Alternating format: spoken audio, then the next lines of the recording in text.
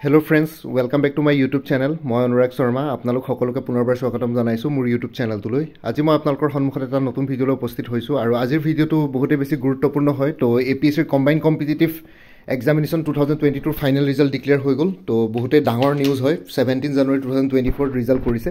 তো ইয়াতে দেখিছে এটা commission here recommends the following candidates for the services post indicate below Assam civil service junior grade, ঠিক আছে। তো প্ৰথমজন ফাৰ্স্ট ৰেংক হোল্ডাৰ হ'ল ৰাছিকা ইছলাম, ওপেন কেটেগৰী হয়, ফিমেল হয় তেখেত, আসাম সিভিল সাৰ্ভিস।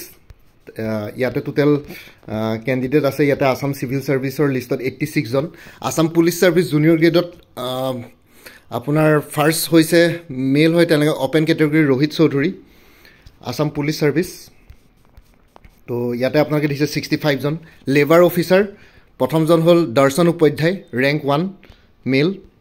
তাৰপিছত টোটেল 3 জন আছে। সুপ্ৰিটেণ্ডেণ্ট অফ টেক্সেছৰ ৰেংক 1 হ'ল কৌস্তভ ডেকা, টোটেল 8 জন আছে। সুপ্ৰিটেণ্ডেণ্ট অফ এক্সাইজত এজনে পোষ্ট আছিলে হৃদয়নন্দ ব্ৰহ্ম, ঠিক আছে। তাৰপিছত আহি গ'ল ডিষ্ট্ৰিক্ট ট্ৰেন্সপৰ্ট অফিচাৰ দ্বিতীয় স্তুতি পৰাশৰ, ফিমেল এজনে আছিলে, এটাই পোষ্ট আছিলে। আসাম ফাইনেন্স সাৰ্ভিসত প্ৰথম হৈছে বনশ্ৰী বৈশ্য, ফিমেল, ওপেন কেটেগৰীত, ঠিক আছে। এইটো Assam finance service. Assam finance সাৰ্ভিসত টোটেল 20টা পোষ্ট আছিলে।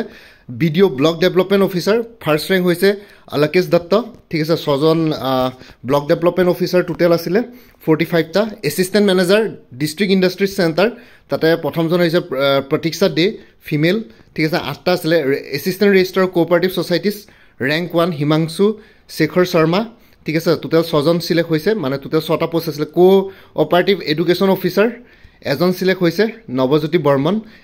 Administrative officer minorities development board Himanshu Bora. Inspector of টেক্সেছৰ ৰেংক 1 হ'ল বন্দনা ভূঞা,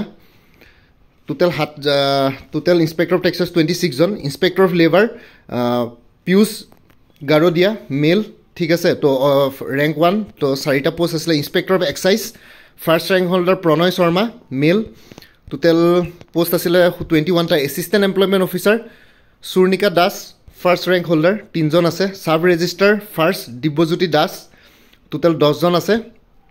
তাৰপিছত assistant audit officer Assam audit সাৰ্ভিসত প্ৰথমজন হৈছে Chinmoy Talukdar, male, total Assam audit সাৰ্ভিসত টোটেল আছিলে এৰাউণ্ড 77।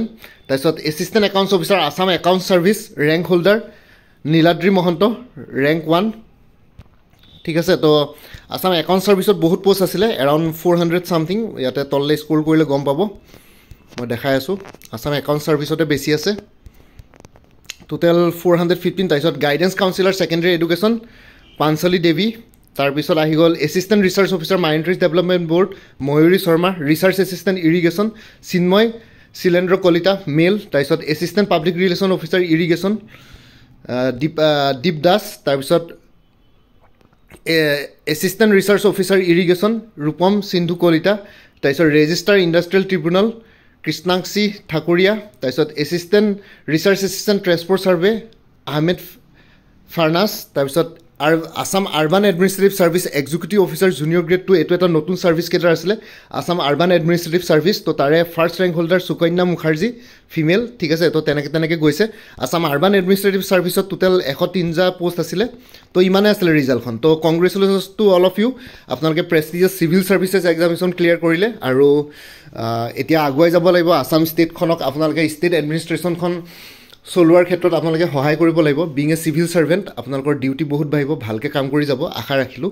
আৰু লগতে যিসকলৰ আজি এই লিষ্টত 913 জন কেণ্ডিডেটছৰ লিষ্টত নাম নাহিলে, তো তেওঁলোকেও নিৰাশা হ'ব নালাগে, কাৰণ এতিয়া আকৌ APSCৰ নতুনকৈ আকৌ নটিফিকেশ্যন ওলালে। তো আপোনালোকে এইবাৰ কাৰণে প্ৰিপেৰেশ্যন কৰক, যিহেতু অলৰেডি দিলে, আপোনালোকৰ এক্সপিৰিয়েঞ্চ হ'ল এক্সাম পেটাৰ্ণৰ ওপৰত, কুৱেশ্যন পেটাৰ্ণৰ ওপৰত, ঠিক আছে। তো এতিয়া আকৌ নেক্সট টাইম দিলে মানে আপোনালোকৰ পৰীক্ষা ভাল হ'ব। তো সকলোলৈ অভিনন্দন থাকিলে, বাকী সকলোৱে আগুৱাই যাওক। ইমানে থাকিলে এইখিনি জনাবৰ কাৰণে ভিডিঅ'টো বনালোঁ।